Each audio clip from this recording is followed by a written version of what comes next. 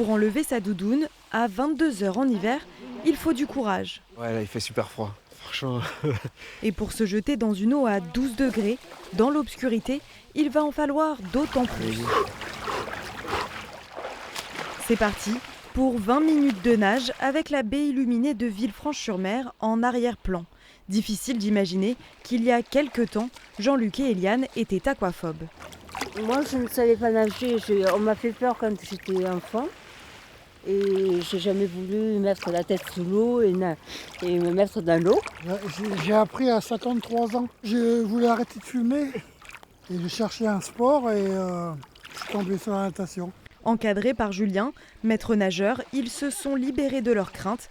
Désormais, ils s'entraînent de jour comme de nuit pour un défi un peu fou, relier Nice à Calvi à la nage. J'avais prévu de le faire pour moi et en parlant à mes élèves, je me suis rendu compte qu'il y avait vraiment un écho. Je trouvais ça beaucoup plus intéressant de faire ça avec des nageurs comme eux, débutants, qui viennent vraiment de loin, que de faire ça avec des gens qui savent déjà nager. Le lendemain matin, c'est au port de Nice qu'ils se préparent. Les conditions sont différentes, plus de vent et plus de vagues. On s'est habitué à tout. De l'eau à 30 degrés et après à 13 degrés. L'idée, appréhender toutes les configurations. Ils seront 7 anciens aquaphobes à partir le jour J, guidés par un bateau boussole. Pour réaliser leur projet, ils ont monté une association et cherchent des sponsors. Grâce à tout ça, on va pouvoir réunir un maximum de fonds pour nos projets associatifs qui sont donc pour la mer, les océans et les enfants.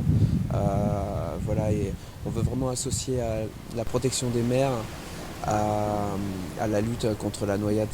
Le départ est prévu autour du 25 juin. Pour 200 km de traversée, enrôlés 4 heures par jour chacun, leur défi devrait s'étaler sur 8 jours.